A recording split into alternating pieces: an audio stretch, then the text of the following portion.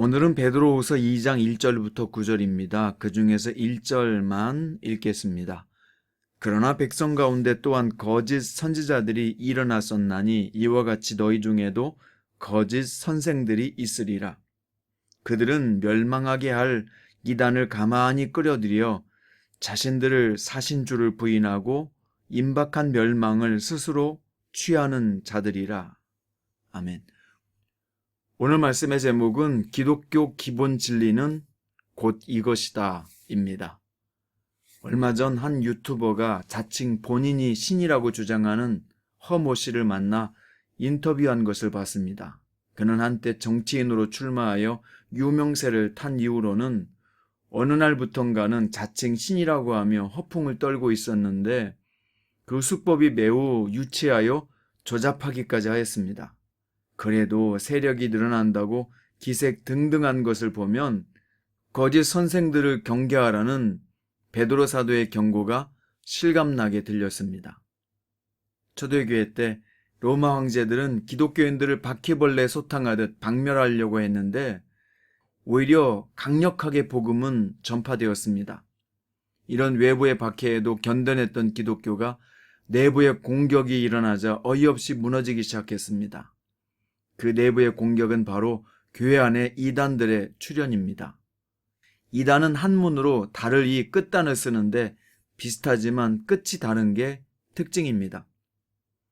기독교 같으나 우상을 섬기고 예수를 믿는 것 같으나 실상은 교주를 신봉하게 만들고 천국을 지향하는 것 같으나 이 땅의 것을 추구하게 만듭니다. 이단이 교회 안에 들어오자 성도들은 미혹을 받았고 여기저기에서 무너지는 소리가 들렸던 거예요. 베드로 사도는 분개하며 그들의 정체를 밝히고 거짓된 가르침에 속지 말라고 강력하게 촉구하고 있는 것이 오늘 본문의 내용입니다. 거짓 선생들, 거짓 선지자들은 어느 시대고 있었습니다. 구약시대에도 초대교회 때에도 오늘날에도 있고 앞으로도 끊어지지 않을 거예요.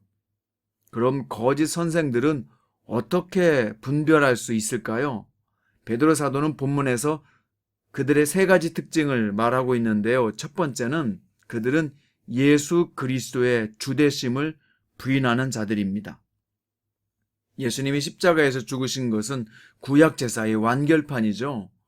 예수를 믿음으로 구약제사는 완성되었고 우리는 죄 용서받고 부활에 참여하게 된 것입니다. 이단들은 언제나 예수님의 십자가 사건은 실패라고 주장합니다. 그래야 자신을 구세주로 바꿔치기 할 수 있기 때문이죠. 요한일서 2장 22절에 보면 요한은 확실하게 이렇게 못을 박았습니다. 거짓말하는 자가 누구냐? 예수께서 그리스도이심을 부인하는 자가 아니냐? 아버지와 아들을 부인하는 그가 적그리스도니. 사도행전 4장 12절에서 베드로는 다른 이로서 구원을 받을 수 없나니 천하 사람 중에 구원받을 만한 다른 이름을 우리에게 주신 일이 없음이라고 확정지었습니다. 이 두 구절만 제대로 보아도 거짓 선생들과 이단의 미혹에 빠지지 않을 수 있어요. 그러니 명심하시고 미혹당하지 마시기 바랍니다. 두 번째, 거짓 선생들은 음란하고 탐욕적인 특징이 있다고 말합니다. 당시 소아시아를 중심으로 흥행했던 철학사조가 에피쿠로스 학파의 쾌락주의였습니다. 이들은 내세는 없으며 신들은 세상사에 관여하지 않고 사후 보복이나 징벌은 없으니 그저 세상 사는 동안 쾌락을 즐기는 것이 최고의 삶이라고 주장했습니다.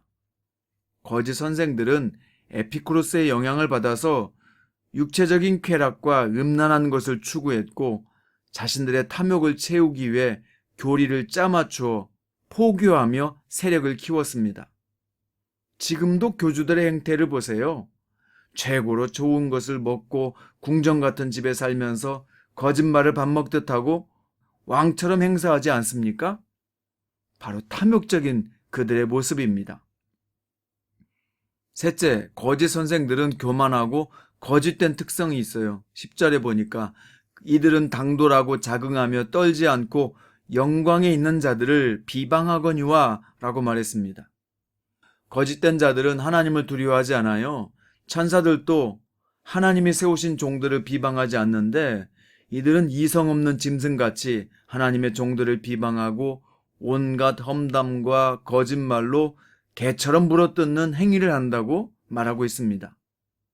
그럼 거짓말과 거짓된 행위로 영혼을 노략질하는 거짓 선생들은 어떻게 될까요? 베드로 사도는 그들이 하나님의 어미하신 심판을 절대 피할 수 없다고 선언했습니다.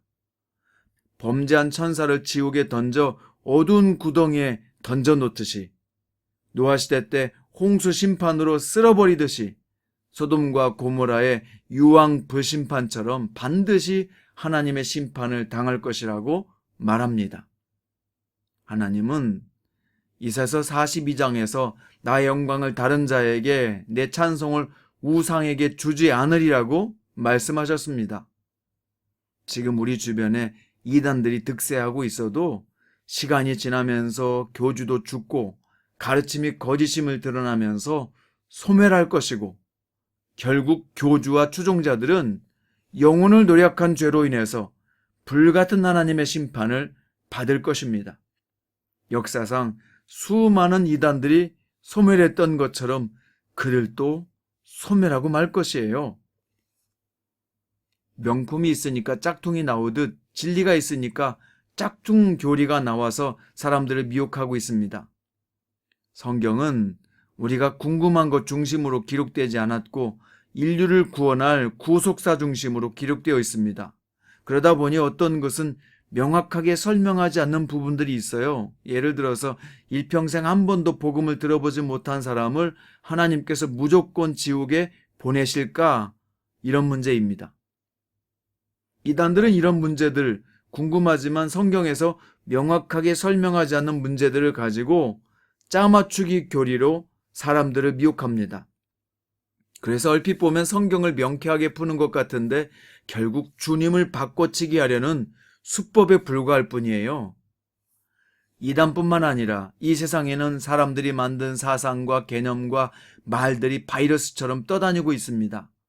사람의 말이든 사상이든 학문이든 뉴스든 논평이든 개똥철학이든 우리 그리스도인들은 항상 하나님의 말씀이라는 투과장치를 통해서 해석하고 분석하고 받아들여야 합니다. 요즘 온라인으로 엄청난 성경에 대한 가르침과 설교가 매일 쏟아지고 있습니다.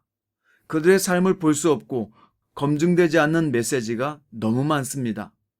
그러니 교묘한 이단들에게 빠지지 않도록 게으르지 말고 기독교의 기본 진리를 제대로 배우고 성경을 배우는 일에 우리는 힘써야 할 것입니다. 그래서 거짓 선생들의 미혹에 빠지지 말아야 합니다. 예수께서 말씀하셨습니다. 내가 곧 길이요 진리요 생명이니 나로 말미암지 않고는 아버지께로 올 자가 없느니라. 나는 부활이요 생명이니 나를 믿는 자는 죽어도 살겠고 무릇 살아서 나를 믿는 자는 영원히 죽지 아니하리니 이것을 내가 믿느냐?